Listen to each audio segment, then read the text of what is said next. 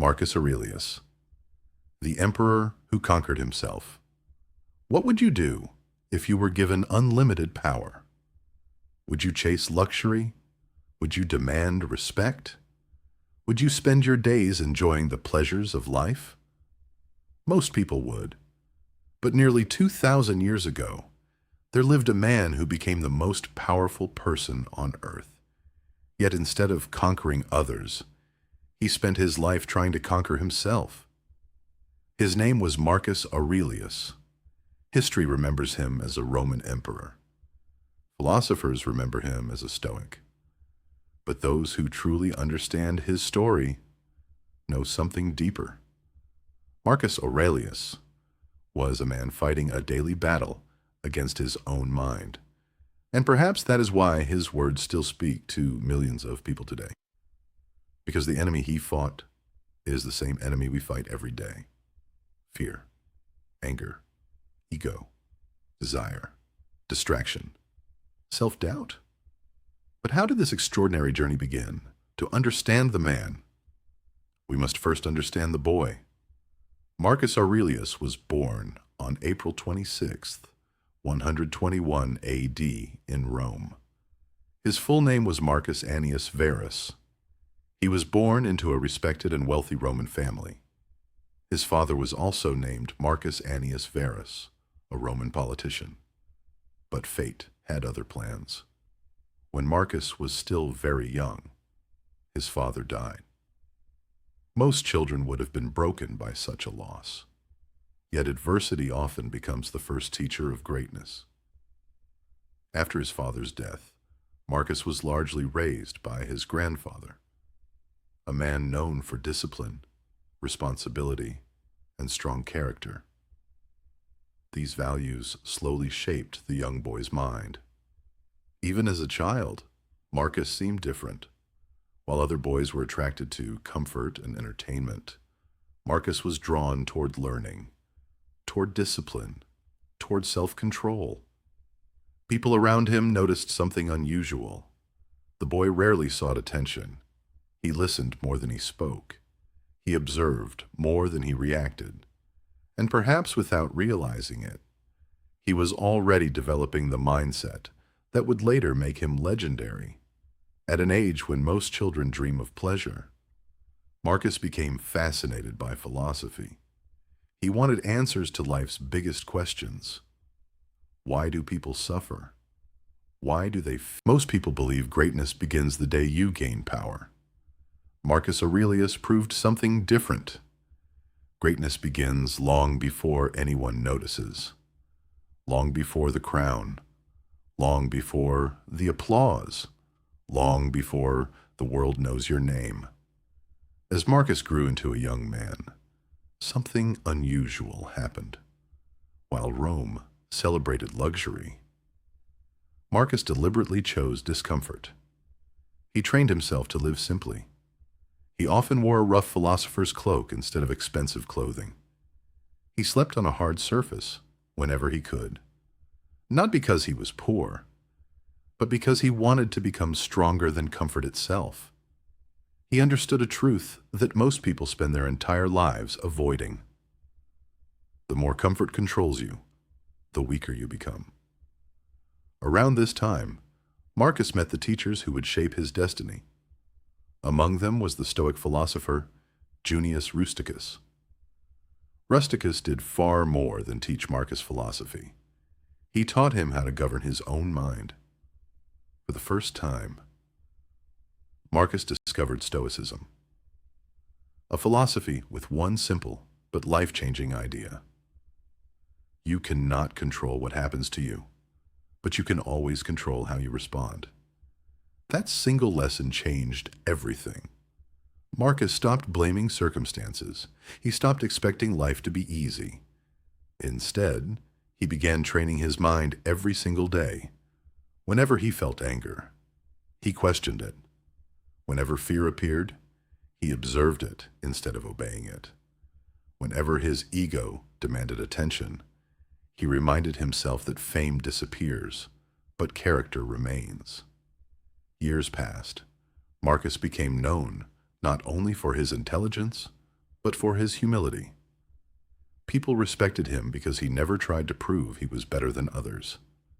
Ironically, that was exactly what made him different. Then, his life took an unexpected turn. The Roman Emperor Hadrian began searching for someone worthy of leading the empire in the future. After a carefully planned line of succession, Marcus was adopted by Antoninus Pius, the man who would become emperor. In ancient Rome, adoption into the imperial family wasn't just about family. It meant destiny had chosen you. Overnight, Marcus went from being a gifted young philosopher to the future ruler of the most powerful empire on earth. Most people would have celebrated. Marcus did something else. He studied harder, worked harder, disciplined himself even more, because he believed power without wisdom destroys the person who holds it. For more than 20 years, he quietly prepared himself.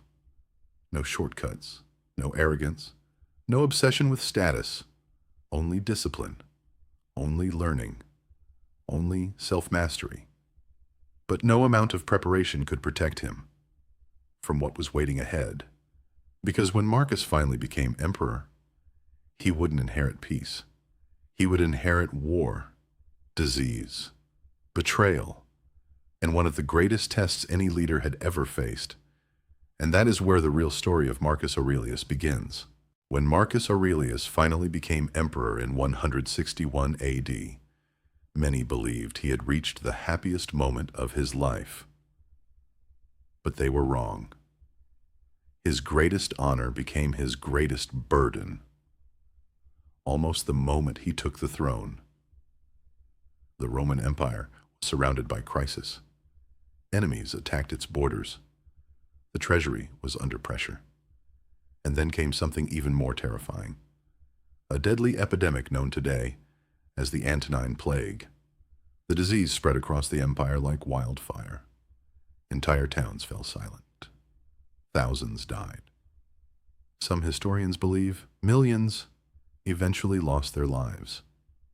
Imagine leading the most powerful nation on earth while watching your own people die every single day.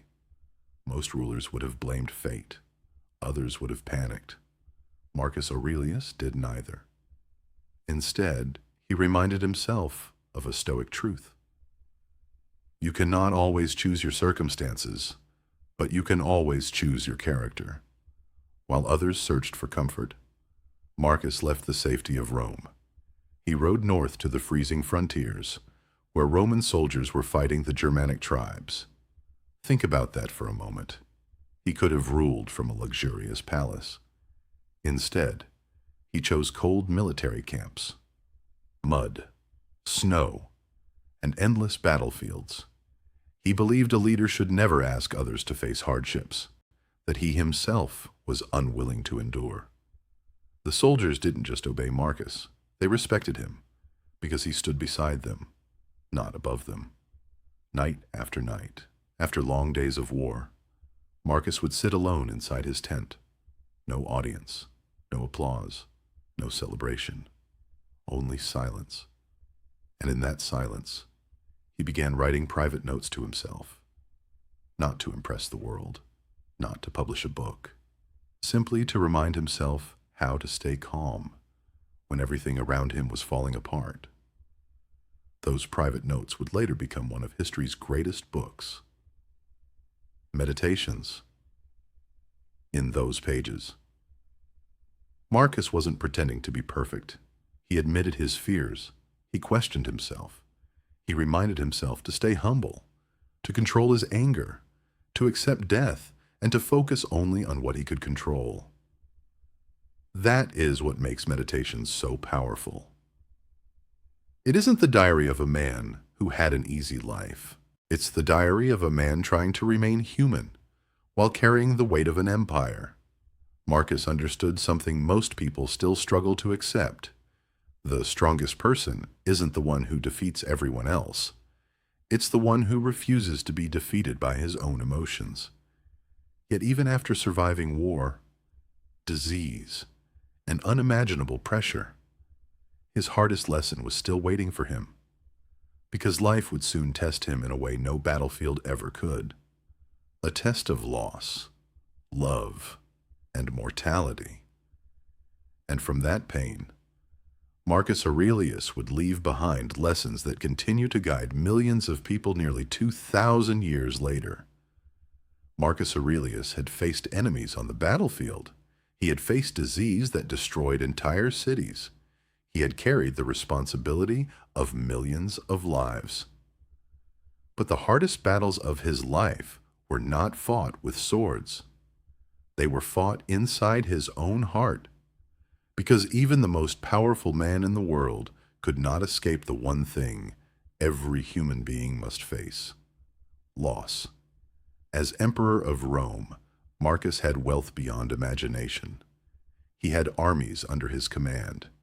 He had a name that history would remember forever. But Stoicism had taught him a painful truth. Nothing outside of you truly belongs to you forever. Everything you love is temporary, and the wise person does not love less.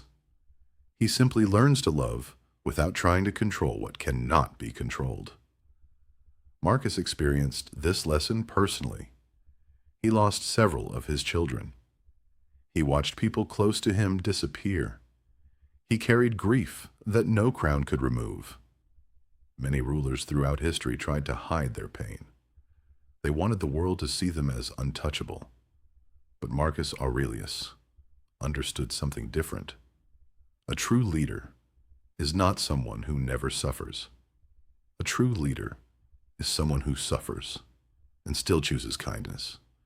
Even after losing so much, he never allowed pain to turn him into a cruel man. He continued to remind himself, do not let what happens to you make you hate people. Because he knew anger was easy, revenge was easy, but controlling yourself when life hurts you, that was the real victory. Near the end of his life, Marcus continued fighting on Rome's northern borders. His body became weaker, his health declined, but his mind remained focused.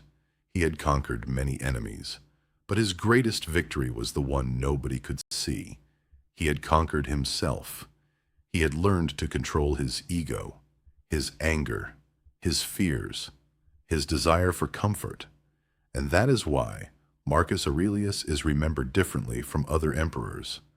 Not because he ruled the largest empire, not because he won the most battles, but because he proved that power does not have to corrupt a person. A man can sit on a throne and still remain humble. He can command thousands and still control himself.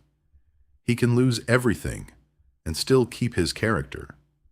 When Marcus Aurelius died in 180 A.D., the Roman Empire lost an emperor, but the world gained something far more valuable: a reminder that the greatest kingdom you will ever rule is the kingdom within yourself, because enemies outside of you may defeat your body, but only you can surrender your mind.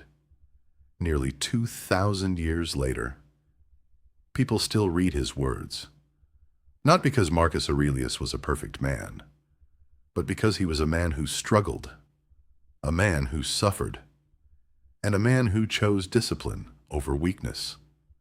His life teaches us one final lesson. You don't control how long your journey is. You don't control every storm that comes your way, but you always have a choice about the person you become while walking through it. And perhaps that was Marcus Aurelius's greatest achievement. He didn't just rule Rome, he ruled himself.